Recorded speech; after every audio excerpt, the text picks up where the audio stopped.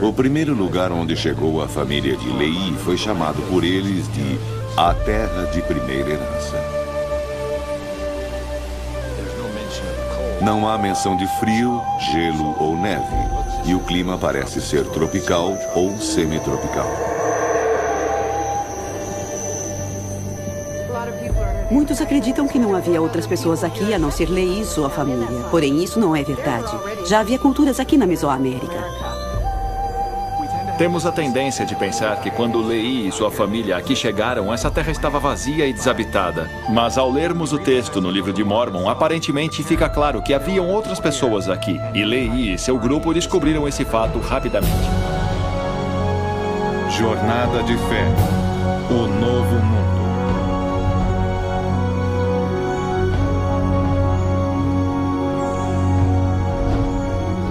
Após a difícil jornada através do solitário deserto da Arábia e do cruzamento do oceano até o Novo Mundo, Nefi, o obediente filho de Lehi, estabelece os membros fiéis da família como um povo do convênio, num lugar que, de acordo com os eruditos, acredita-se estar localizado na Mesoamérica, nas regiões do sul do México e Guatemala. A família de Lehi rapidamente descobre, tal como os israelitas, ao entrar na terra de Canaã, que outras culturas prósperas lá existiam, culturas cujas crenças religiosas eram muito diferentes. O desafio deles, tanto quanto o nosso, era que, embora vivessem em um mundo que continuamente tentava-os a fazer o mal, eles deveriam guardar os convênios feitos com Deus. Em 600 a.C., haviam pessoas vivendo nessa região. Eles encontraram outras pessoas e, com o passar do tempo, começaram a integrar-se com esses diferentes grupos. No século VI a.C., na Mesoamérica, observamos um desenvolvimento cultural muito grande. Eles encontraram uma civilização complexa que já estava numa trajetória florescente, que mais tarde seria a civilização maia e outras culturas. Em 1830, baseado nos recursos disponíveis, Joseph Smith não teria tido conhecimento dessas culturas. A última vez que contei, haviam como 65 ideias ou hipóteses diferentes referente a onde o grupo de Lehi chegou na costa oeste da América. Não há problema em especular, mas cientificamente falando, isso não ajuda no progresso desse estudo. Temos aprendido que devemos estudar exaustivamente sobre esse assunto. Devemos ver todas as possibilidades, toda a informação. Verificar se há um lugar onde ambas as culturas e a geografia se encaixam. Baseado no que foi encontrado, a Mesoamérica é o candidato mais forte dos locais do livro de Mórmon. A grande maioria do livro de Mórmon passou-se no Novo Mundo e as evidências indicam que aconteceu na Mesoamérica.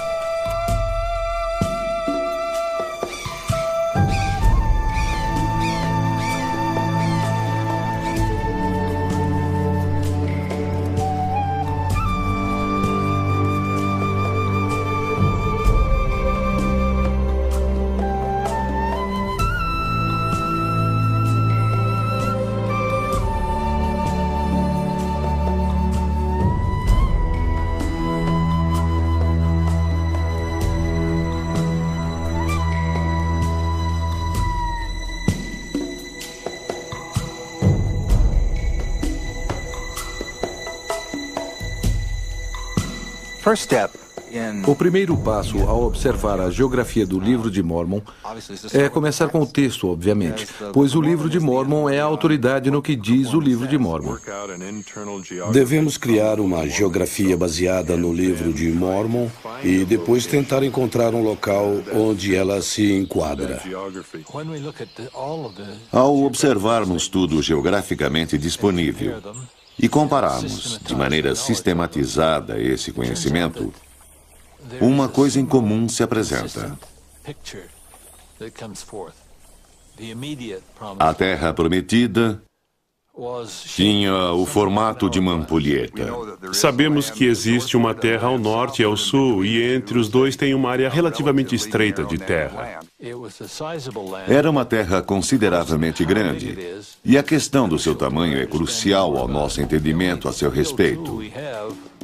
A única ferramenta que temos para medir área ou dimensões é o tempo de viagem de suas jornadas.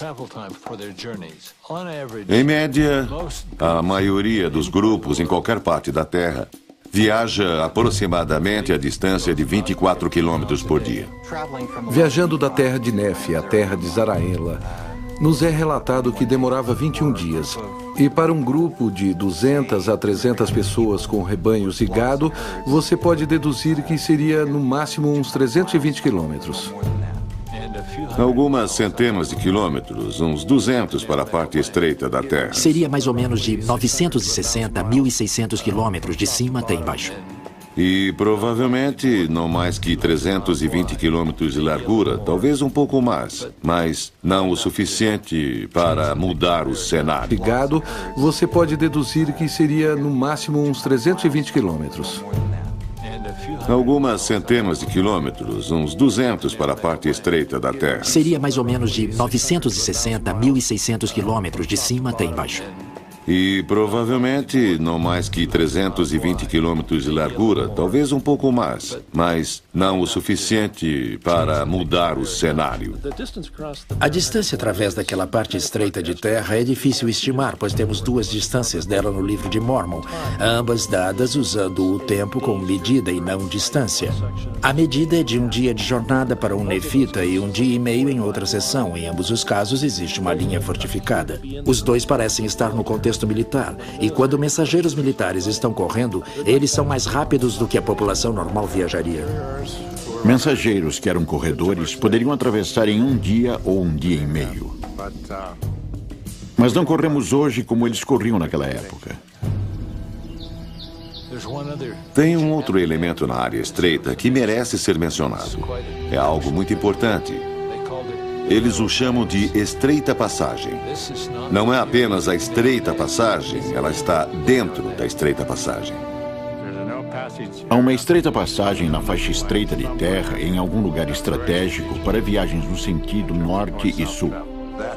Deve ter sido estreito o suficiente para que um exército pudesse defender e prevenir uma infiltração. O exército nefita soube que poderia interceptar refugiados que dirigiam-se ao norte. Não havia outro lugar para ir, a não ser por aquela passagem.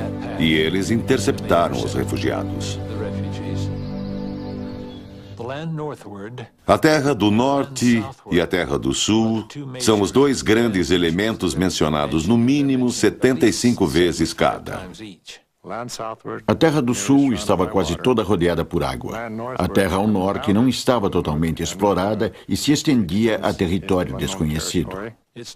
É ao norte e ao sul. Não é a Terra do Sul e nem a Terra do Norte. Isso indica que havia algo em ambos os lados de cada um deles. Um rio é mencionado em todo o registro. Esse é o rio Sidom. O rio Sidom é a parte central da terra de Zaraenla. Sabemos que o rio flui na direção norte. Se é um rio, sabemos que tem um vale. Se houver um vale, sabemos que existem montanhas em um dos lados. Os dois maiores candidatos para o rio Sidom é o rio Grijalva, em Chiapas, e o rio Usumacinta, o qual drena as montanhas da Guatemala. Ambos desaguam no Golfo do México. Encontramos uma variedade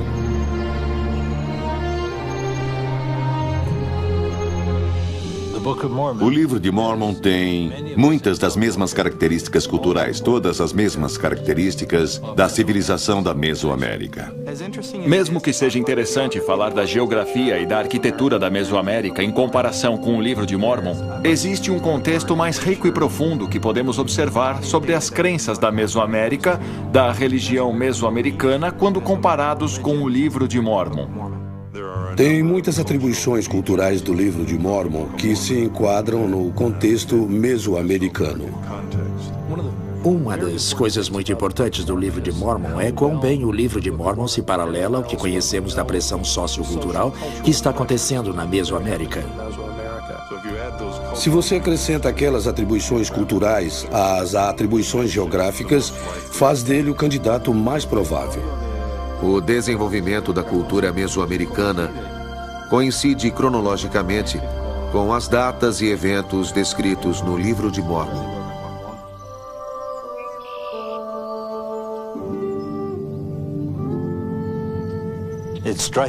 O fascinante para mim é que o livro de Mormon fala basicamente de duas civilizações. Primeiro, os Jareditas, e depois os Nefitas, Lamanitas e Mulequitas. Indo em direção à Terra do Norte, a qual os Nefitas chamavam de Terra de Desolação, encontramos o local onde os Jareditas haviam morado.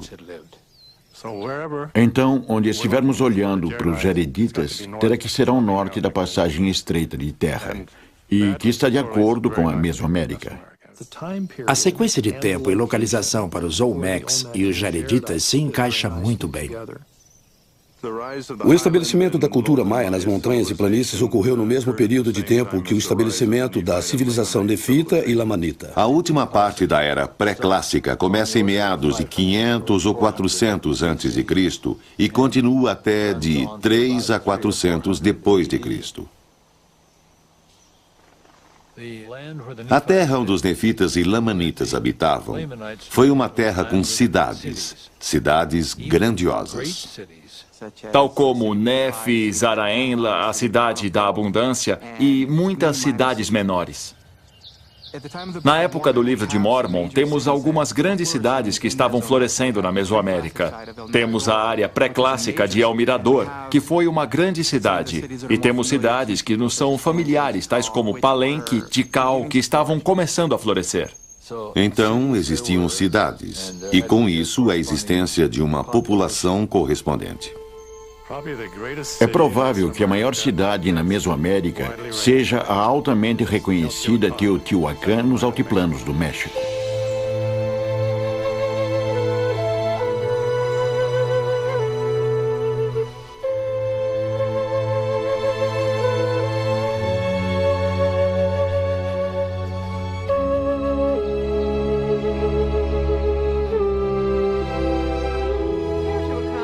Teotihuacan é uma cidade que surge mais ou menos 150 anos antes de Cristo e aumenta sua população até cerca de 650 depois de Cristo, sendo na época a sexta maior cidade do mundo. Investigações arqueológicas ali têm interessantemente atribuído o crescimento da cidade na época em que a migração nefita vinha da Terra do Sul no meio dos primeiros 100 anos antes de Cristo. Os nefitas, se fossem contemporâneos aos teotihuacanos, teriam com certeza se conhecido. E os nefitas deveriam ter sabido dos teotihuacanos, pois estavam mais ou menos no meio entre Teotihuacan e a vasta área maia nas terras mais baixas. Certamente na Mesoamérica temos muitas cidades que foram construídas de pedra, que foram feitas de cimento. Acho que uma das coisas mais fascinantes de Teotihuacan é que eles eram muito familiarizados com a mistura de concreto com o cimento. Todas as construções em Teotihuacan tinham um acabamento externo de concreto, conhecido como concreto teotihuacano, equivalente ao concreto usado hoje em dia. É uma cidade de cimento.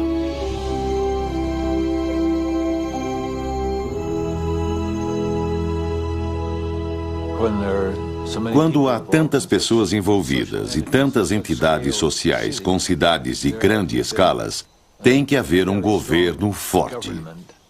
E todas as civilizações antigas foram governadas por reis. O povo do Livro de Mórmon fazia parte de uma cultura muito complexa.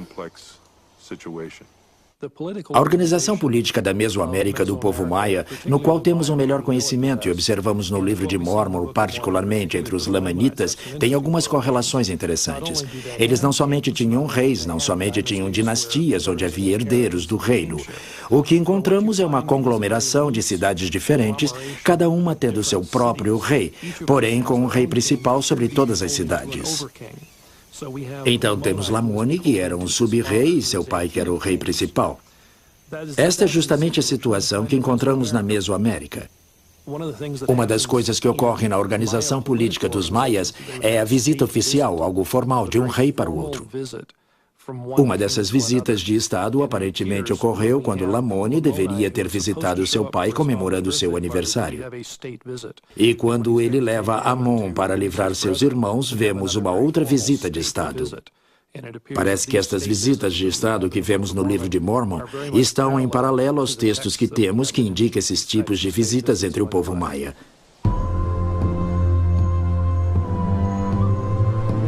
Quando Nefi e sua família se separam dos seus irmãos, eles vão além das montanhas e chegam às montanhas da Guatemala, onde eles fundaram a cidade de Nefi.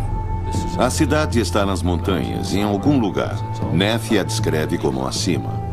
A melhor candidata para a cidade de Nefi provavelmente seria a área de Caminal Ruiu. O Livro de Mórmon nunca, de forma específica, menciona que eles se uniram a outras pessoas, mas tudo indica que eles se uniram a outros grupos de pessoas. Caminal Ruiu foi de fato a civilização berço do sul da Mesoamérica, da mesma forma, em muitas maneiras, que a cidade de Nefi.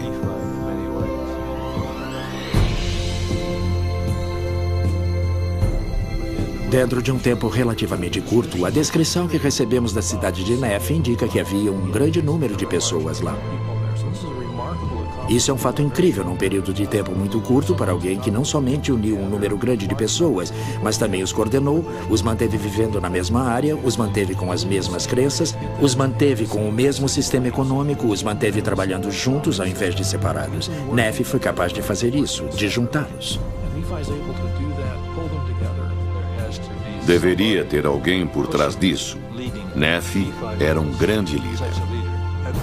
Durante o governo de Nefi, o local de Caminal Ruiu é governado por um sistema inovador de liderança com a construção de canais, projetos para purificação de água e construção massiva de edificações. Sabemos que essas pessoas estão produzindo peças de cerâmica, construções de alvenaria e basicamente populando todo lugar com uma nova cultura. O desenvolvimento repentino é justamente o que eu esperaria de um grupo de imigrantes com um nível alto de tecnologia intelectual e cultural, sendo posto num lugar e construindo num ambiente novo uma nova manifestação de civilização. A influência de quem domina quem, a menor cultura que chega ou a cultura já existente é a que tem mais êxito. As que possuem mais êxito em questões tecnológicas, de agricultura e na construção de edificações. Nefi constrói uma cidade. Nefi é um construtor. Seu povo o chama de rei. Ele tem uma grande habilidade de liderança. Ele é engenhoso. Ele tem toda a habilidade, talento e preparação. Ele é um otimista e totalmente comprometido com o Senhor. O povo quer seguir alguém que é justo. Eles mesmos não precisam ser justos. Mas eles dão valor à integridade. Eles dão valor na confiança em alguém e também estão dispostos a segui-lo. Acho que esse alguém é Nefi. E seu nome, tal como César, foi conferido como um título àqueles que o sucediam. Acredito não ser por acaso que dessa linhagem vêm os reis. Dessa linhagem vêm os guardiões das placas. Então vemos esse incrível profeta, líder, colonizador, construtor, e ele é magnífico. Mais tarde, em mais ou menos 200 a.C., há uma redução da população manifestada pela arqueologia. Para mim, isso é um sinal de quando Mosias tomou aqueles que seguiam e acreditavam nele e foram para Zaraenla, onde descobriram o povo de Zaraenla ou os Molequitas. Quando Mosias parte, a cidade de Nefe torna-se território lamanita.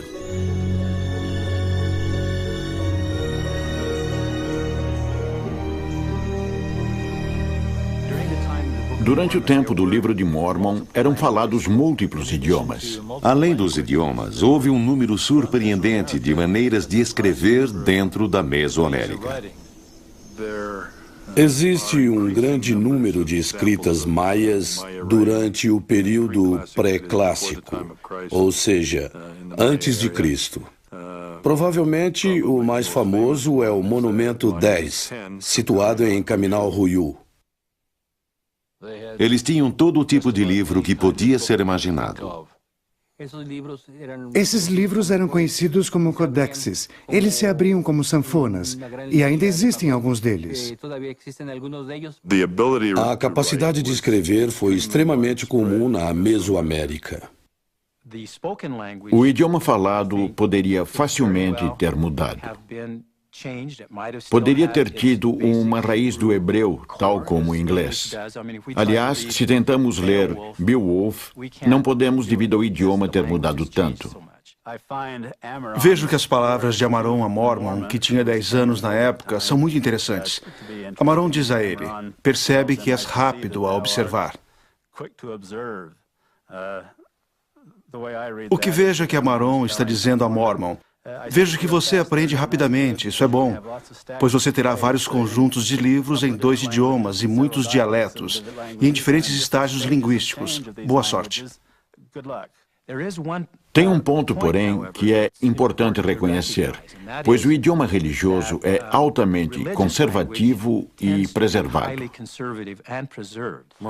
Moroni comenta sobre os caracteres que têm mudado e como os idiomas têm mudado. Nefe, no início da história do Livro de Mórmon, e Moroni, no fim do Livro de Mórmon, tendo mais ou menos 1000 anos de diferença, não poderiam ter se entendido. Mormon provavelmente não iria ter falado o mesmo idioma que Nefe, mas ele teria aprendido o idioma e ainda assim poderia comunicar-se.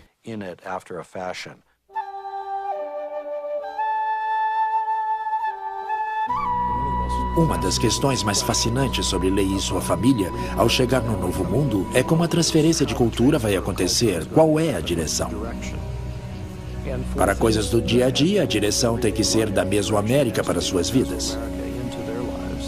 Eles chegam nesse novo lugar onde estão rodeados de um povo que não tem nada a ver com eles, linguística, religiosa e culturalmente, com o desafio, a dificuldade de integrar-se ao novo ambiente, preservando o que é importante, aquilo que define você como povo. Para conservar seus princípios, normas e leis. Porque todo o desenvolvimento cultural é, com certeza, o reverso ou pelo menos diferente daquele existente. A dificuldade para eles foi manter o que sabiam ser divinamente dado a eles, divinamente presenteado a eles. Sob a lei israelita, os nefitas teriam sido proibidos, se fossem corretos, a casarem-se com qualquer um desses povos. Lamã provavelmente, sem nenhuma razão para cumprir com o convênio, não teve ressentimento em casar com nativos. Nem ele, nem seus filhos. Ou até mesmo adorar seus deuses. Lamã rapidamente se encaixou com o povo que lá estava. Existem indícios de que pessoas juntaram-se a eles. O primeiro exemplo que se fala, em termos históricos, é no livro de Jacó, onde Xerém, um anticristo, veio buscando Jacó e disse a ele: irmão Jacó, tenho tentado vê-lo. Ele vem como alguém de fora, ele aprendeu o idioma, aprendeu algo da religião e tem sua própria proposta de religião, a qual quer apresentar e quer que seja aceita. Jacó indica a ele que não entendeu a religião do jeito que achava que havia entendido. Aquele povo provavelmente tinha sua própria tradição, Com certeza, idiomas diferentes. E também ideias que estavam de acordo com o que os profetas estavam tentando ensinar aos nefitas. Nefe inclui muitas passagens de Isaías, também Jacó, explicando como pessoas que não são do convênio podem ser adotadas ao convênio. Esses são grandes problemas da época de Nefe e Jacó. Depois disso, não há mais problema. E esse assunto nunca mais é mencionado. Eles descobriram como lidar com todos os outros que estão conhecendo e como estes poderão entrar no convênio. Logo, eles estão fazendo distinção entre os nefitas, que aceitam convênio, e os lamanitas, que não aceitam convênio. Então, não é somente a linhagem sanguínea de Lamã e Lemuel e os filhos de Ismael. É qualquer um que não fazia parte dos nefitas. É mais uma identidade cultural do que algo físico ou biológico. Isso abre mais a margem para qualquer povo indígena que não é trazido ao convênio.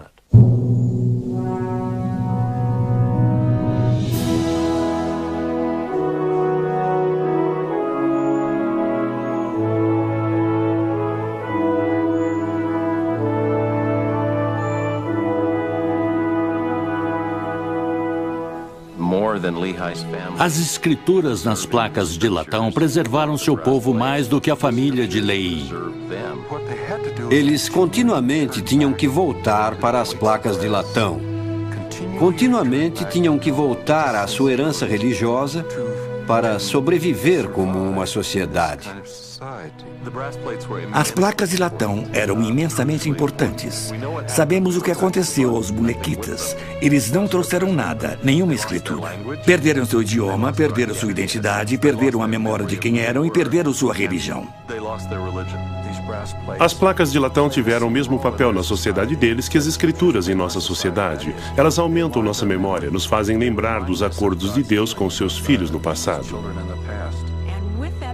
E com isso vem a lembrança que até no novo mundo, num ambiente diferente, o Deus de Israel é o mesmo, ontem, hoje e para sempre. E seu espírito é o mesmo ontem, hoje e sempre. É surpreendente como o povo no novo mundo, como a família de Leí, viveu a lei de Moisés em sua pureza, sabendo por que foi dada. Eles esperavam por Cristo. Eles buscavam o Messias mencionado nas páginas iniciais do livro de Mórmon. Por todo o livro de Mórmon, começando pela primeira geração, se fala do Cristo prometido. Leí tinha uma noção até mais nítida devido às revelações que lhe foram dadas, especificamente sobre a vinda do Messias. Então os leítas e os nefitas entenderam melhor que os israelitas no Velho Testamento, que a lei de Moisés não era um fim, mas um guia para algo além, que os sacrifícios apontavam a um grande sacrifício que ainda viria. Eles viam a lei de Moisés como algo que precisava de cumprimento, não algo que era para ser cumprido até o final do tempo.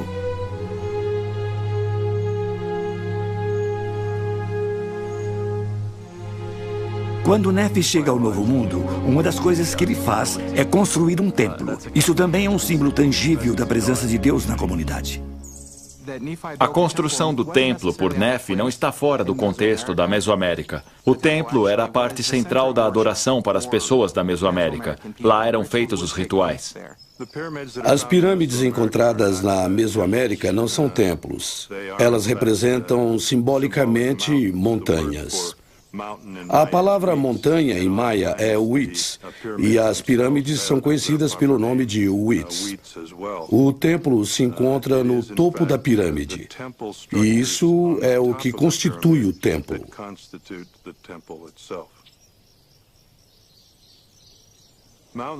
Montanhas eram consideradas sagradas. Por exemplo, na área ao redor do lago Atitlã, existem 3 vulcões, todos considerados sagrados. Na antiguidade, eles estavam conectados à criação da Terra, pois eles surgiram do primeiro oceano.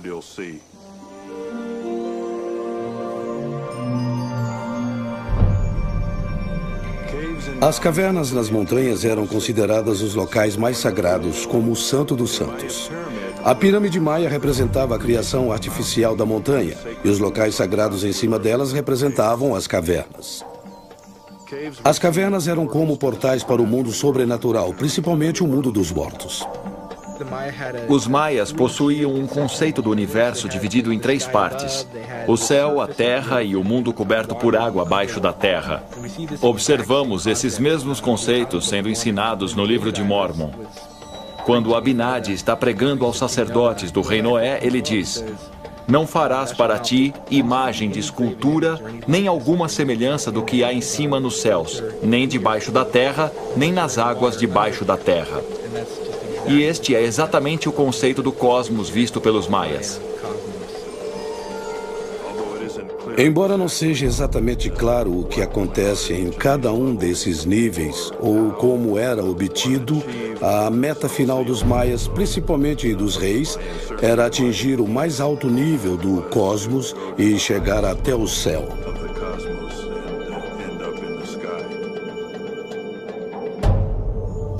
Para tornar-se um rei maia, o processo se iniciava com um nome de criança durante a coroação, onde geralmente recebia um novo nome de uma pessoa importante ou deus, e eventualmente tornava-se um deus. Um exemplo de adoração no templo no período antes de Cristo, na Mesoamérica, pode ser observado na arquitetura maia, onde vemos 3 templos. Não sabemos com certeza o que era realizado nesses templos, mas uma recente descoberta na Guatemala do período anterior a Cristo mostra murais com temas relacionados à criação. Muitas das ideias e símbolos encontrados nas culturas posteriores durante o período nefita são derivados de uma cultura anterior conhecida como os Olmecas. Eles também possuíam as mesmas ideias, crenças e simbolismos.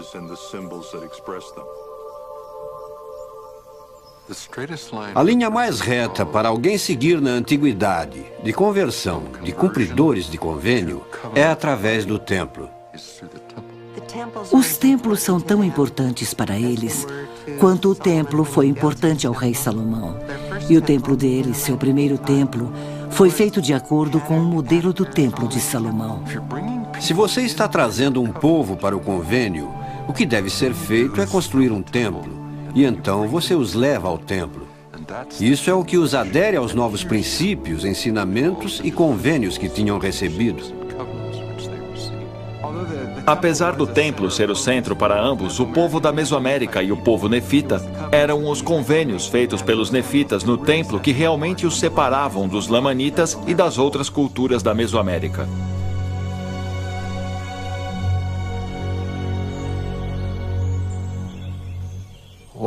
Uma das distinções mais interessantes da cultura da Mesoamérica em todo o tempo foi o grau de concentração nos assuntos religiosos. No caso dessa cidade, que está rodeada por muralhas e possui exatamente 12 plataformas piramidais na praça e 3 pirâmides principais ao leste, com certeza possui um simbolismo muito claro para os membros da igreja. O simbolismo mais forte da Mesoamérica está centralizado na ressurreição. O principal dos deuses maias era um deus que morria e ressuscitava. Muitas vezes o vemos saindo da terra. A terra é representada pelos maias como uma tartaruga, ou seja, ao ser ressuscitado, ele emerge do meio do casco quebrado da tartaruga. Mesmo que a história da ressurreição maia seja diferente da crença mórmon, a ideia que um Deus deveria morrer, ser santificado e ressuscitado para salvar ou criar o mundo, com certeza mostra muitas crenças semelhantes e paralelas. Observamos em ambas as antigas civilizações maias e no livro de Mórmon que a morte e a ressurreição de um deus faz parte do tema central religioso. No livro de Mórmon, temos várias referências em que o povo se torna idólatra. Em muitas partes no livro de Mórmon, eles são advertidos contra a adoração de imagens. Encontramos isso em Mosias 12 e 13, e também em Alma. Quando observamos isso pela ótica das religiões mesoamericanas, parece fazer muito mais sentido. No livro de Alma, capítulo 5, tem um discurso magnífico que fala sobre o renascimento espiritual. Haveis recebido a imagem de Jesus Cristo em vosso semblante? Encontramos na Mesoamérica uma frase na pedra que basicamente fala sobre receber a imagem de algum Deus em seu semblante. Isso corresponde a um ritual de imitação de Deus que era típico entre os reis e outras elites, onde usariam uma máscara e literalmente se transformavam em algum deus. Eu acho que Alma estava falando contra isso quando ele perguntou: tendes recebido sua imagem em seu semblante, falando de Cristo? Ao invés de falar a seu povo a imitar algum outro deus, foi dito que deveriam ser como Cristo.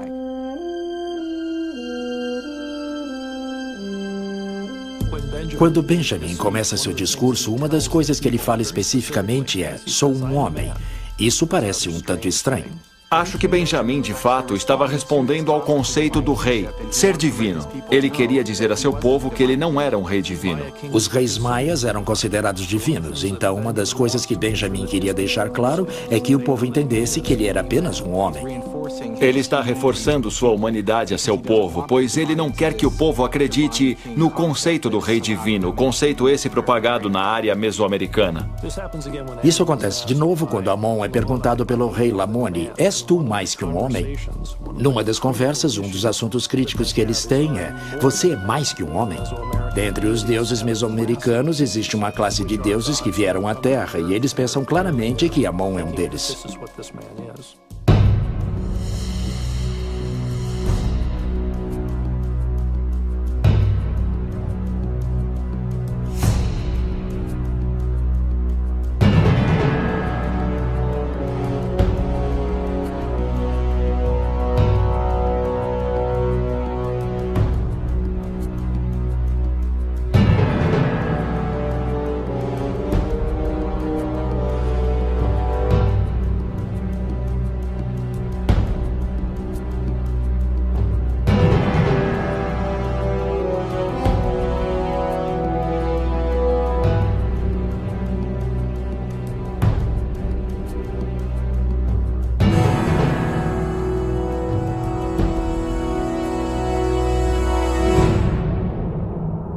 Os reis maias tinham uma prática de sangramento, ou seja, dando seu próprio sangue para rituais de sacrifícios em nome de seu povo.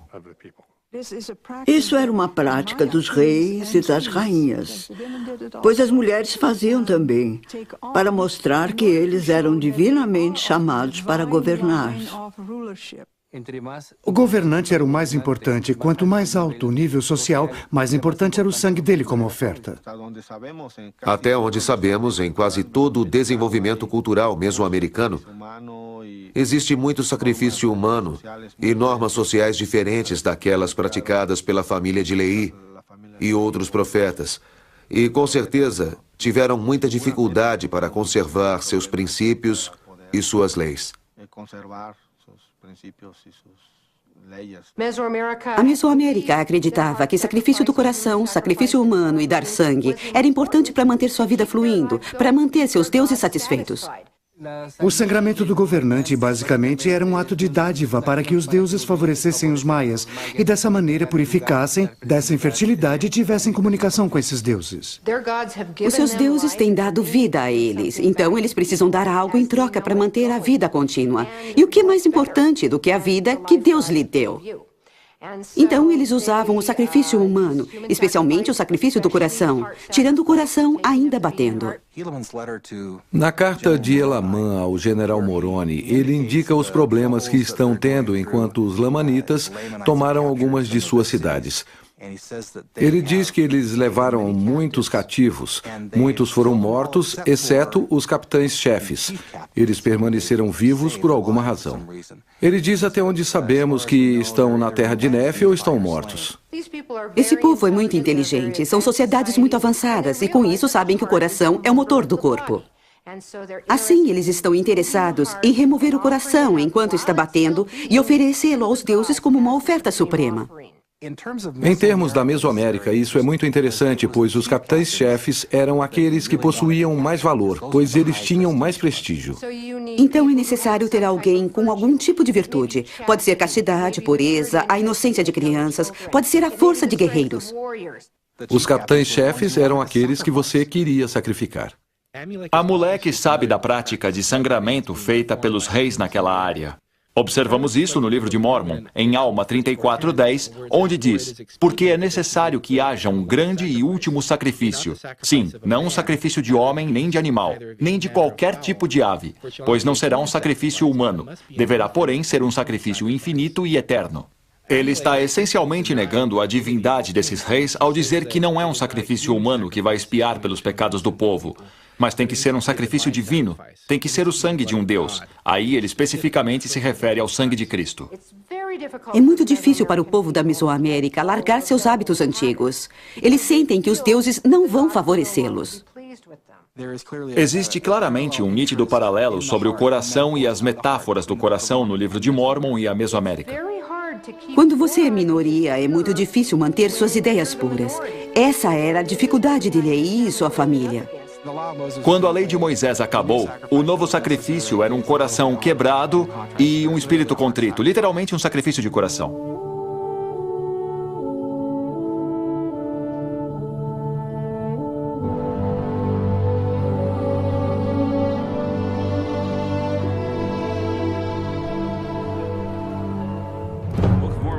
O livro de Mórmon começa com um cenário de guerra e termina com um cenário de guerra. O primeiro é a destruição da cidade de Jerusalém pelos babilônios e, no final, a destruição dos nefitas pelos lamanitas. Então toda a narração é enquadrada por guerras. No campo da arqueologia, todos estavam seguros que não houvera guerra na Mesoamérica. Houve guerra.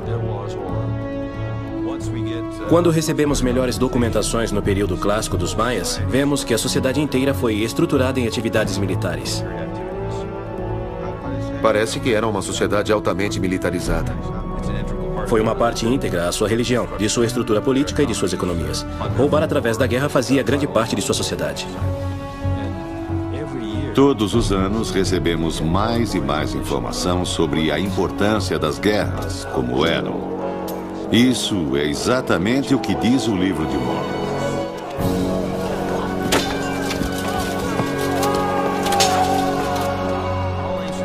Toda a guerra antiga foi fundamentalmente um ato religioso, a qual era feita para cumprir com o desejo dos deuses. Isso certamente é refletido na Mesoamérica e no livro de Mórmon. Não conheço nenhum general antigo que não iria consultar seu Deus de um jeito ou de outro antes de entrar em guerra. O livro de Mórmon reflete a Guerra Santa em várias formas. A primeira é o papel explícito que profetas tinham no livro de Mórmon em assuntos de guerra. Os soldados nefitas consultam Alma para receber seu guia profético sobre a batalha antes de ser lutada. Isso é muito semelhante às práticas do Oriente Médio e da Mesoamérica. Os tipos e as descrições das formas de guerras no livro de Mórmon encaixam-se muito bem com a Mesoamérica. O livro de Mórmon menciona vários tipos de fortificações. Talvez as mais conhecidas tenham sido aquelas construídas pelo general Moroni mencionadas no livro de Alma. Se o terreno for plano, uma vala é escavada e o material tirado é colocado no lado oposto da vala, criando dessa maneira uma muralha. Em cima dela era construído um reforço de madeira, uma cerca. Os inimigos deveriam passar pela vala, subir um monte de terra e passar pela parede de madeira.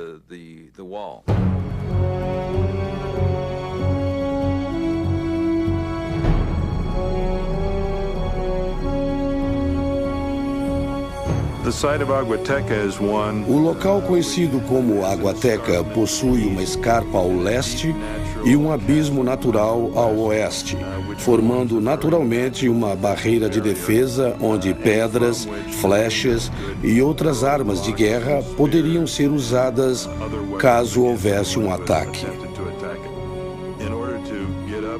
Para chegar à área protegida, seria necessário passar pelo abismo, onde as pessoas seriam facilmente atingidas. Outras cidades maias, como El Mirador, Tikal, Tintal e Becã, todas possuem fortificações em formas de trincheiras, montes e paliçadas. Portanto, sabemos que cidades fortificadas são comuns na Mesoamérica, tal como descrito no livro de Mórmon. Nas sociedades agrícolas, em certas épocas do ano, é necessário plantar e colher a plantação.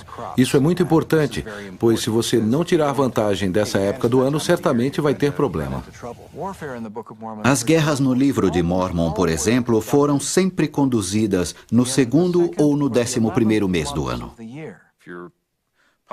Se sua população estava constantemente de armas em punho, significa que suas colheitas não seriam boas, trazendo fome para a população inteira. Então, com a guerra, também vinha a fome.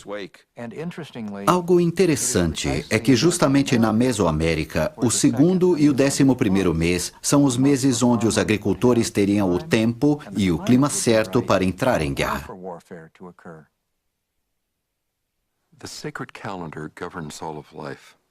O calendário sagrado governa toda a vida, incluindo os reis e plebeus. As sociedades antigas estavam em sincronia com seus calendários, no sentido de estabelecer seus dias sagrados. Lemos no texto o ataque extraordinário de Teancum para infiltrar o acampamento do exército lamanita e matar o rei no dia do Ano Novo. As forças de Amalequia estavam tentando entrar na Terra do Norte e as forças de Teancum os impediam. Sabemos que as forças de Teancum eram uma espécie de elite, equivalente a um militar especializado. O rei estava esperando o dia do Ano Novo para cumprir com certos rituais que, essencialmente, envolviam uma segunda coroação. Quando o rei morre no dia antes da segunda coroação, a estrutura inteira, religiosa e política, entra em caos e confusão, possibilitando assim um contra-ataque naquele momento mais efetivo. Seria algo imensamente chocante para um povo acordar no dia do Ano Novo e descobrir que seu rei foi assassinado durante a noite. Isso teria sido um choque psicológico terrível, não meramente pelo assassinato do rei, mas pela época do ano. Isso significa que alguma coisa está terrivelmente errada. Os astros estão fora de sincronia. Para o rei morrer, no dia que era para ser celebrado, não somente teria deixado os soldados lamanitas sem líder num sentido militar, mas também certamente no sentido que os sinais dos céus estavam contra eles. O povo no acampamento do rei fica frustrado pelo calor, trabalho e cansaço do dia. E ainda assim é o Ano Novo. Isso indica alguma coisa. Se o calor do dia os afetou durante o Ano Novo, então não estamos falando de Nova York e não estamos nos referindo ao nosso calendário normal. Provavelmente os dois. Estamos falando de uma área que não era familiar para Joseph Smith e de um calendário que era diferente do nosso. O dia do Ano Novo era quente, tão quente que drenou a energia do povo, deixando-os exaustos. É algo extraordinário ver que Joseph Smith conta a história de Teancum, que está de acordo com o que sabemos das antigas sociedades na América. Quero dizer, que pessoa morando no interior de Nova York poderia pensar numa história assim? Ninguém. Ninguém tem uma história assim. Os mesoamericanos eram muito criativos no desenvolvimento de uma variedade de armas. Obsidiana é um vidro vulcânico com bordas extremamente afiadas. Às vezes tão afiadas como uma lâmina. Podemos dizer, baseado nas evidências arqueológicas e na arte do Novo Mundo, que as espadas foram o que agora é conhecido entre os astecas de Machuiltl. Isto é uma lâmina de madeira. Dentro dela, existem pedaços de obsidiana, formando uma quina verdadeiramente mortal. Elas eram tão afiadas que existem relatos que dizem que a cabeça de um cavalo foi cortada num único golpe. Estas armas eram muito eficientes e mortais, e foram usadas devido aos nefitas terem perdido o acesso a certas fontes de metal, e por isso não puderam transmitir e replicar sua tecnologia em metais. Não sabemos exatamente que tipos de espadas Amon possuía, porém as espadas que os mesoamericanos possuíam eram suficientemente afiadas para cortar os braços de seus inimigos, que eram levados e apresentados ao rei Lamoni. Durante as guerras, a madeira poderia ter sido manchada de sangue. O sangue era uma substância sagrada e reverenciada pelas pessoas da Mesoamérica. E dessa maneira, os guerreiros provavelmente tinham muito orgulho de suas espadas manchadas de sangue. No livro de Mórmon, os anti-nefleitas tiveram suas espadas manchadas de sangue. Como sinal de sua conversão, eles enterraram nas profundezas da terra aquelas espadas. Eles levaram tão a sério seu arrependimento que verdadeiramente enterraram suas armas de guerra e fizeram um convênio de que jamais as tomariam outra vez. Era uma tradição na Mesoamérica enterrar as ofertas em buracos profundos na terra. Isso servia de testemunho diante de Deus que não iriam manchar de sangue suas espadas e retornar aos seus pecados.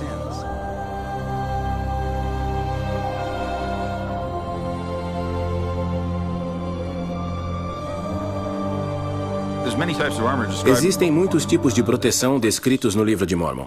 Capacetes, armaduras para o peito e braços, e podemos observar tudo isso na arte mesoamericana, especialmente na arte maia. Uma das coisas que o Capitão Moroni fez foi inovar essas armaduras. Parte dessa proteção é um escudo, é uma proteção para a parte superior do corpo. As partes inferiores, as pernas, são difíceis de proteger, porque é preciso manter a flexibilidade dos joelhos, e para isso é necessário uma área exposta naquele local.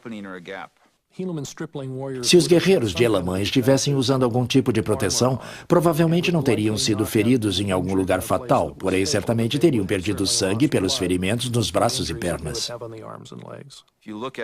Se observarmos a arte marcial mesoamericana, fica evidente que os mesoamericanos também não tinham proteção abaixo dos joelhos. Eles preferiam a velocidade e a mobilidade ao invés de proteção. Por isso, não protegiam a parte inferior das pernas, tornando-as vulneráveis.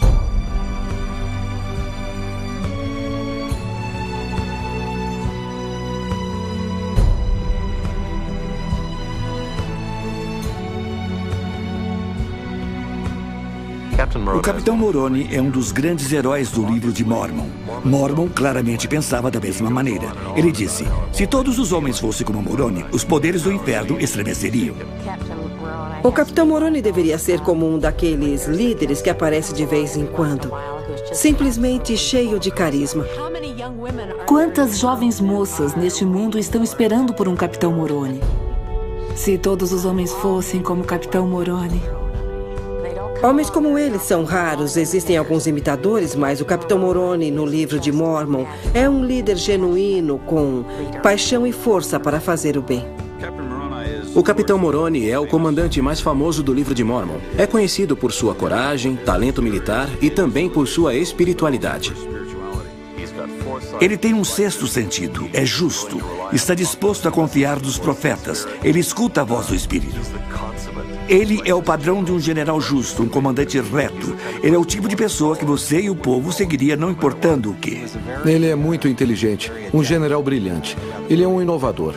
Ele tentava táticas novas e sempre era bom no que fazia, mas ainda assim é dito que ele não se deleitava no derramamento de sangue. Aprendemos uma boa lição de Moroni, ou seja, ser justo é maravilhoso. Você pode contribuir muito para a sociedade e para o reino quando é justo e habilidoso. É interessante que o estandarte da liberdade, possuído pelo Capitão Moroni, embora fosse tão simples e direto, fosse tão poderoso.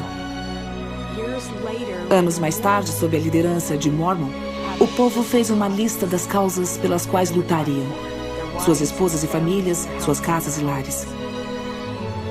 O Capitão Moroni escreveu no estandarte da liberdade: em memória do nosso Deus, nossa religião, nossas famílias.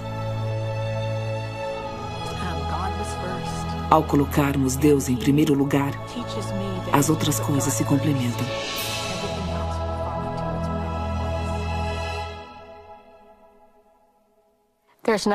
Não existe nada que toca mais a mãe do que a história dos 2.000 guerreiros. Os soldados falavam sobre a fé de suas mães, mas não consigo imaginar essas mães ou pais sentando com seus filhos e ensinando de uma maneira estruturada sobre a fé. Essa é a nossa esperança para todos os nossos filhos, de que eles possam aprender a ter fé conosco. Esse tipo de fé só poderá ser criada, eu acredito, pelo jeito que uma pessoa vive. É importante falar. Claro que é importante usar palavras, se explicar, dar-lhes a oportunidade de se expressar. Mas o mais importante é quem você é. Aquelas mães eram, cada uma delas, verdadeiramente justas. Ao observarmos os pais daqueles jovens guerreiros, notamos que eles falam sobre fazer um convênio. Os pais fizeram parte de um povo que havia feito um convênio, após se arrependerem e virem a Cristo, de enterrar suas armas e nunca mais lutar.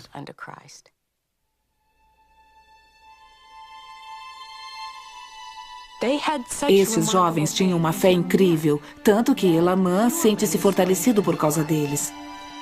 Isso mostra quão fortes foram esses ensinamentos, que não apenas fortaleceram aqueles que o receberam diretamente, mas através de seus exemplos, aqueles jovens influenciaram até um grande líder militar e religioso. A diferença foi que eles não apenas falaram sobre fé, mas viveram-na. Eles eram cheios do testemunho, cheios de lealdade ao Senhor. Vemos isso de tempos em tempos, mas nesse caso, havia 2.000 deles. Elamã os chamou de filhos. Estas palavras nos ajudam a ver o relacionamento que havia entre eles. Ele não os considerava como seus guerreiros, mas como seus filhos. Nada pode substituir uma mãe justa, e sua influência não tem fim. Mães justas influenciarão não apenas sua posteridade imediata, mas também as futuras gerações. Eles lutaram contra o maior exército dos lamanitas e os atemorizaram ao ponto de desistência. A primeira coisa que Elamã faz é contar os mortos em seu exército. Mas ninguém havia morrido e os jovens explicaram a Elamã. Nossas mães nos prometeram que se fôssemos fiéis, seríamos salvos. Um dos princípios que os 2.000 guerreiros aprenderam de suas mães era que eles não deveriam focar suas vidas no temor. Na segunda batalha, a mesma coisa acontece. Elamã corre para contar os mortos, e deveria haver um bom número deles, mas devido às suas mães, nenhum morreu.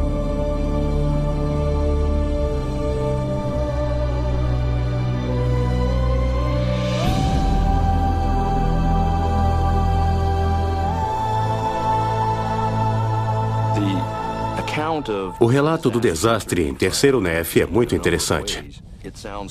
Parece que poderia ter sido um furacão, ou um grande terremoto, ou talvez uma combinação desse tipo de coisas. Mas ao ler os acontecimentos, existem muitos pequenos detalhes que parecem evidentes, de que o que eles estavam descrevendo foi uma grande explosão vulcânica. A Mesoamérica era uma terra que tinha vários vulcões. É uma das áreas com mais vulcões ativos no mundo. O tremor no livro de Mormon durou 3 horas. Isso não é típico para um grande terremoto, mas é muito comum para uma dessas explosões causadas pela erupção vulcânica.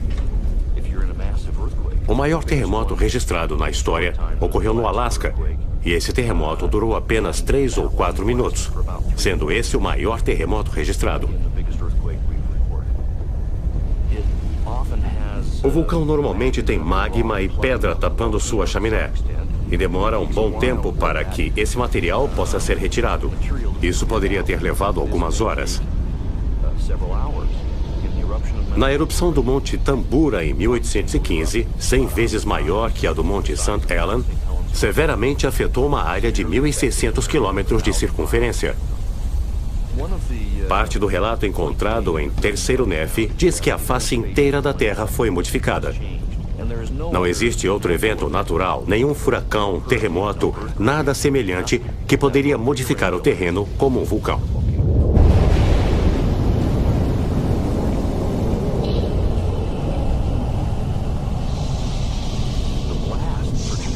A explosão inicial produz ventos de cerca de 480 km por hora. Esses ventos podem causar muita calamidade e destruição.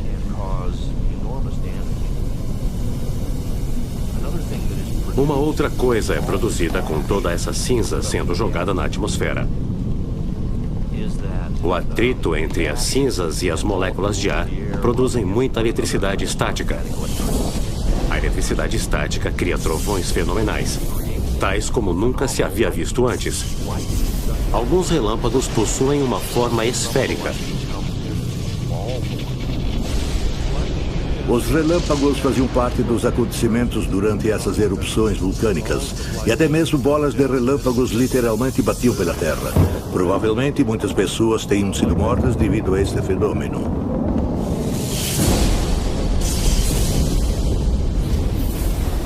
Você pode imaginar o estado de alguém que se encontra em uma dessas situações. As cinzas são tão grossas no ar que simplesmente bloqueiam o sol. Aí temos essa escuridão, que dura 3 dias. Muita gente descreve a escuridão produzida pelas cinzas como algo tão escuro e impenetrável que nem se pode ver sua própria mão colocada na sua frente. E durante a escuridão, escuta uma voz anunciando: eis que sou Jesus Cristo. Então o silêncio. Um evento muito poderoso. Foi tão poderoso que ninguém se atreveu a falar.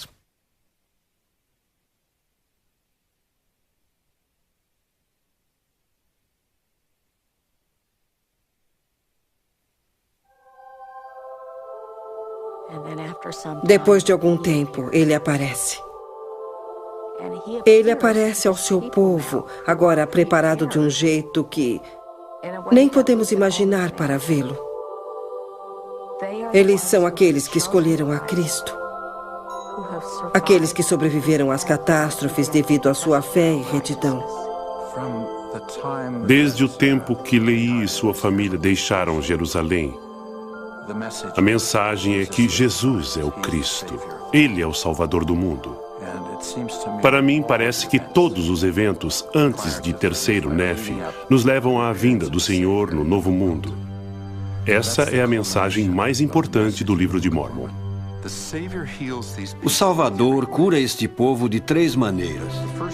A primeira é criar uma ponte entre o abismo, crescido por séculos, entre um e outro lado da família, da qual nasceram 2 nações que se mantiveram em conflito durante todo esse tempo.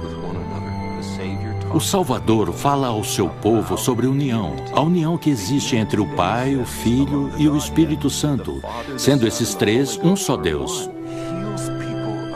Ele cura as pessoas do sentimento de estarem no lugar errado.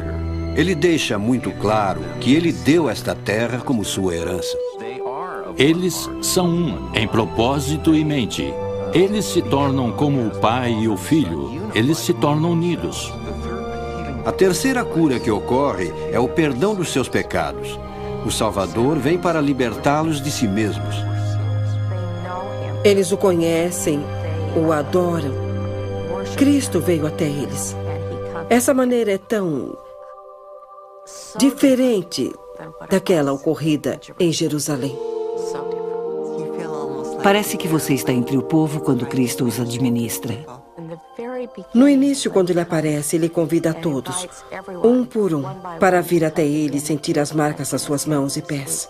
As crianças também são convidadas. Um dos fatores importantes dessa história é a interação entre Jesus e as crianças. Depois ele pediu que as crianças fossem trazidas até ele, uma a uma, e ele as abençoou. Depois elas são rodeadas por anjos. Então ele se vira aos adultos e diz: olhai para vossas criancinhas. Esse evento nos conforta. Sentimos seu amor. Então ele fala sobre a lei de Moisés. Não vim para destruir a lei, nem os profetas que ensinaram a lei. Eu vim para cumpri-la. Ele cumpriu a lei de Moisés. Ele tornou-se aquilo pelo qual nasceu. O Salvador, nosso advogado, nosso Redentor. Acho fascinante que, embora a visita do Senhor tenha sido incrível, eles, no meio a tudo isso, presenciaram também as bênçãos de ter o Espírito com eles. Então o Salvador foi capaz de fazê-los entender que ele não estaria com eles para sempre, porém um Deus ficaria com eles, o Espírito Santo.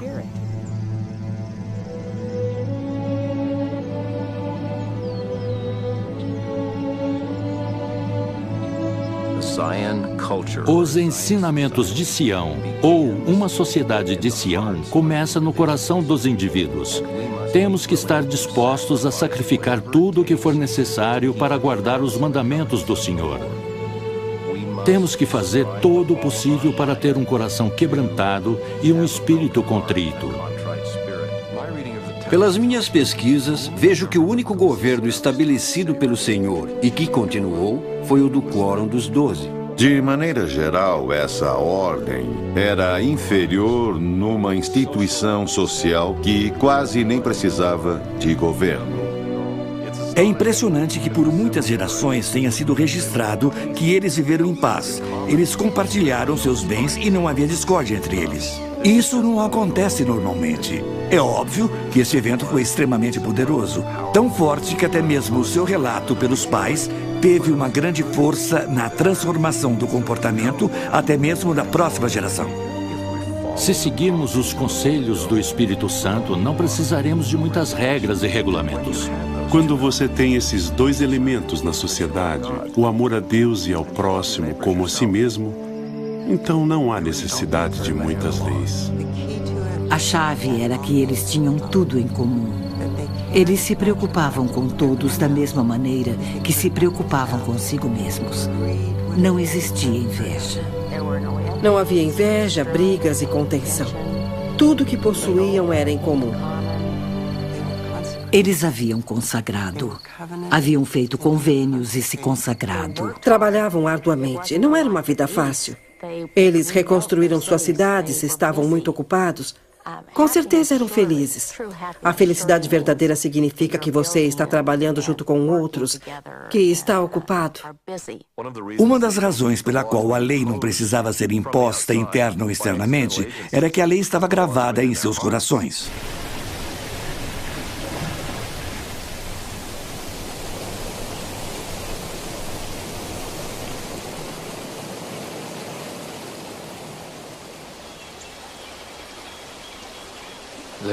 Eram de um pensamento diferente, uma ordem de pensamento diferente. Não foi até 200 depois de Cristo, mais ou menos 170 anos após a crucificação, que pessoas ambiciosas começaram novamente a buscar poder. Finalmente, devido à natureza humana, eles acabaram cedendo. O povo começou a competir mais e mais, começaram a ter orgulho através de suas roupas finas, joias e nas suas igrejas, tendo dessa maneira conflitos e a necessidade de mais governo. Quando eles começaram a desejar mais que os outros, quando começaram a sentir inveja, coisas contrárias aos ensinamentos de Cristo, eles se colocaram fora do seu reino.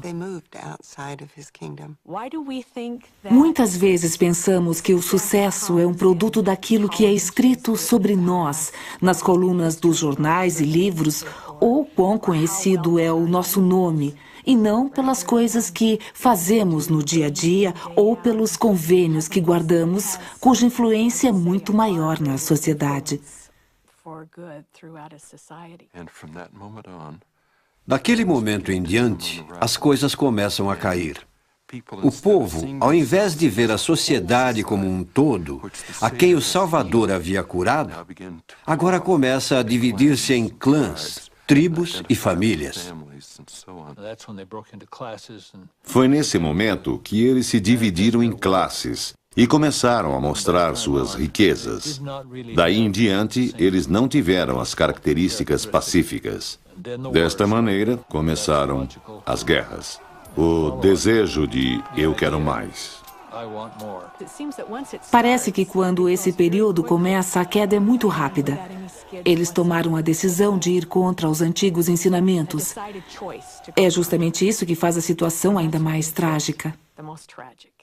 O que aconteceu em sua sociedade é semelhante ao que acontece em nossas próprias vidas.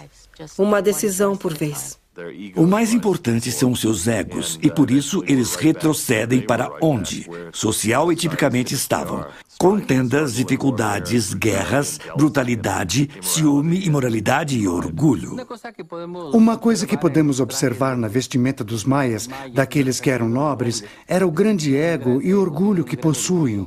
Eles querem mostrar todas as joias, os deuses, os objetos, imagens, e as construções têm um ar ilusionário para representar seu ego, seu orgulho e toda a riqueza que possuem.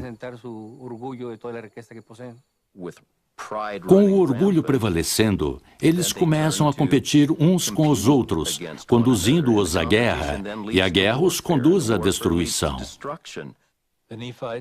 Poderíamos pensar que os nefitas e os lamanitas estivessem dispostos a dividir a terra, mas nenhum nem outro estava disposto a ceder. Lembramos que os nefitas, sob o comando de Mormon, pensavam que eram tão grandes, tão poderosos, que numa certa ocasião eles expulsaram os lamanitas até a terra de Nefe. Eles pensavam, podemos conquistar nossas terras novamente. Porém, a próxima onda de lamanitas colocou-os de volta onde estavam. Nenhum deles acreditava que perderia. Mormon era incrível. O encontramos pela primeira vez quando tinha 10 anos, sério e de percepção rápida. Ele nunca viu uma sociedade justa, nunca passou por esse tipo de coisa. Ele viveu bem depois dos nefitas fiéis. A maior parte de sua vida foi em meio à iniquidade. Como muitos profetas, Mormon é chamado pelo Senhor quando ainda jovem, extremamente jovem. Quando tinha aproximadamente 15 anos, ele diz que viu o Senhor. Diz que provou e conheceu a bondade de Jesus. Essa frase é incrível. Foi isso que, provavelmente, continuou renovando a fé que tinha em seu povo.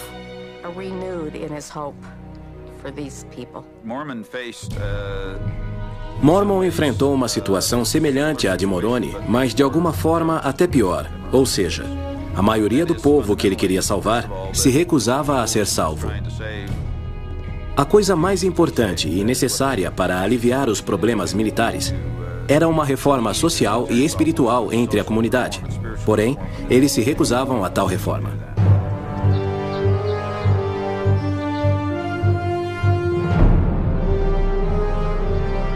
Mormon fala sobre uma grande revolução em toda a Terra.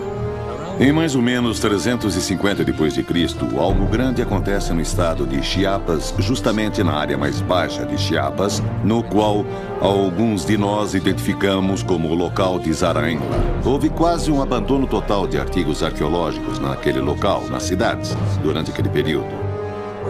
Aonde foi o povo? Bem no livro de Mormon, os nefitas estão sendo expulsos. São expulsos ao norte. Nos próximos 40 a 50 anos, eles são forçados a lutar por suas vidas. Em um certo ponto, Mormon relata especificamente e descreve um lugar onde o povo está indo ao norte. Ele diz que este lugar está ao norte das terras nefitas. Tem que ser uma terra de muitas águas, ter edifícios construídos de cimento e também uma terra com poucas árvores. Na época em que Mormon estava vivendo, todas essas descrições se enquadravam perfeitamente com Teotihuacan. Existem evidências arqueológicas e iconográficas que algumas cidades importantes na parte sul da península de Yucatán, tais como Tikal, foram conquistadas pelos povos vindos de Teotihuacan. Existem evidências que isso aconteceu mais ou menos em 378 d.C., que é uma data interessante no livro de Mormon. Isso ocorreu alguns anos antes da batalha em Cumorah. Em 378 d.C., em Tikal, tem uma entrada onde alguém de Teotihuacan aparece. Essa entrada é mais ou menos um tipo de eufemismo para dizer que, ao invés de serem conquistados, eles se tornaram aliados políticos em Teotihuacan. Os nefitas estavam no meio de tudo isso. Os nefitas estavam entre as rotas de comércio dos povos de Teotihuacan e os maias ao sul. Não seria difícil imaginar que foram não apenas alvos, mas destas guerras crescentes foram influenciadas pelos habitantes de Teotihuacan, levando à destruição dos nefitas. E por isso eles tinham que ser eliminados, a fim de abrir a área para os forasteiros que estavam vindo para conquistar.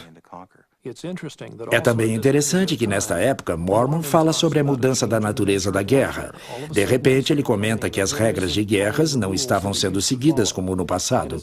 É interessante que, justamente na época que o povo da Mesoamérica está mudando a natureza de suas guerras, Mormon está dizendo a mesma coisa no livro de Mormon. Mormon fala sobre algumas das coisas terríveis que estão ocorrendo, até entre seu próprio povo, adotando o uso de tortura e canibalismo. Parece que a destruição maior vem dessas guerras, ao invés daquelas vindas de Teotihuacan. As táticas parecem ter sido mudadas. Perto de Tikal, num lugar chamado de Rio Azul, você vê monumentos que mostram a tortura de cativos. Isso é muito manifestado, especialmente na Mesoamérica, no 4º século, entre 300 e 400 depois de Cristo. De maneira geral, o que acontece é que a guerra fica cada vez mais sangrenta, muito mais violenta. Os lamanitas claramente estão tentando acabar com a identidade cultural dos nefitas, fazendo-os assimilar à cultura lamanita, ou com a destruição completa dos nefitas. Iniciaram com a competição, rivalidade, conflito e, finalmente, extinção total. O único jeito para resolver isso é livrar-se dos outros. E os lamanitas eram mais numerosos do que os nefitas. Isso foi exatamente o que aconteceu.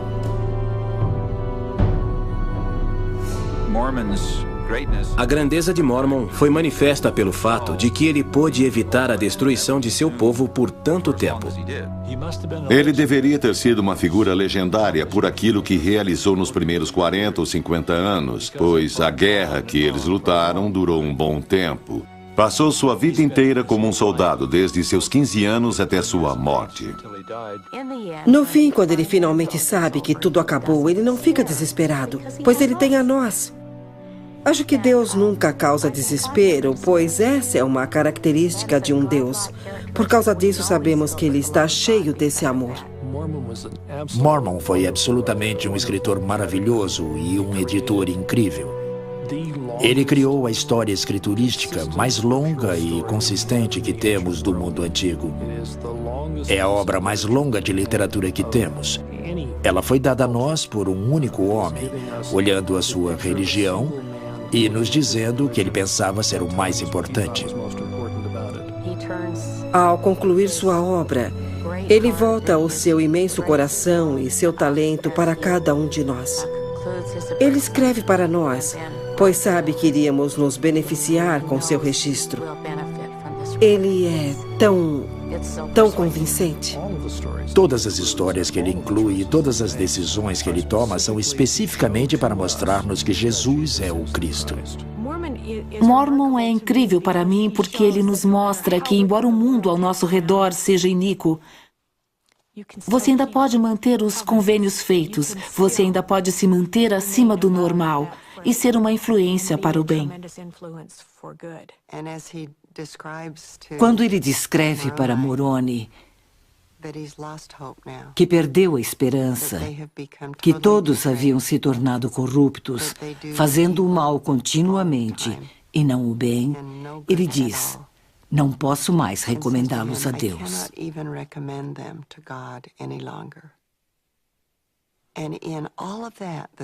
E apesar de tudo isso, vemos a nobreza dele ao se despedir de seu filho. Suas próximas palavras na carta dizem: mas eu posso te recomendar a Deus. À medida que Moroni inclui muitas das cartas e sermões de seu pai, observamos o amoroso relacionamento entre eles. Muitos dos registros de Moroni são devotados com as palavras de Mormon. Vemos esta pequena família em um oásis no meio de tanta devastação. É um grande desafio e inspiração para nós, dizendo que não há desculpa, não podemos dizer que é impossível. Podemos ver Mormon como um exemplo de fidelidade em tempos difíceis. Eles só têm um ao outro, sabem que têm ao Senhor. Acho que se tem uma mensagem em particular quando Moroni está só pela terra por todos aqueles anos, é quando ele finalmente diz: estou só.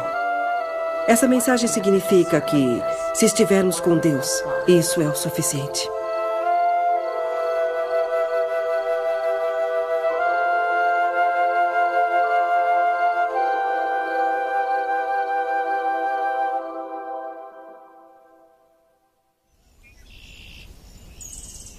Existem muitos sítios que não têm sido explorados. Outros que pensávamos ser muito pequenos. Agora que estão mapeados, eles são muito maiores do que pensávamos. Não são vilarejos. Parece agora que estamos falando de cidades. Tem que haver mais exploração antes de confirmar ou não que a Mesoamérica realmente é o lugar do Livro de Mormon. Mas até agora, baseado nos estudos que tenho visto, as comparações são boas. Dos 200 mil locais que temos na Mesoamérica, a maioria no México, calculo que 300 deles foram investigados. Não busco a arqueologia para provar o Livro de Mormon ou a Bíblia ou qualquer outra escritura. Os entendidos debatem, argumentam, apresentam e desfazem teorias. Então, qualquer pessoa que use o testemunho e evidência científica como prova se encontra constantemente num estado de insegurança. Na verdade, acho que a arqueologia deveria ser usada como apoio para aqueles que já acreditam. Todos temos o direito de acreditar naquilo que queremos, mas não encontramos provas arqueológicas de que as coisas mencionadas no Livro dos Mormons não existiram. Isso não quer dizer que não existe forte evidência para o Livro de Mormon. A evidência mais forte do Livro de Mormon é que sempre ele foi e sempre será reconhecido pela voz do Espírito, que testifica a você que esse livro é verdadeiro, que esses eventos realmente ocorreram e que esse livro tem um significado pessoal. Existem muitas coisas especiais no Livro de Mormon e não tem nada a ver com sua geografia. A coisa mais importante no Livro de Mormon é que Cristo vive. Cristo vive. Quando acreditamos nele, nos arrependemos e somos batizados e santificados pelo Espírito Santo, estamos compartilhando da vida eterna.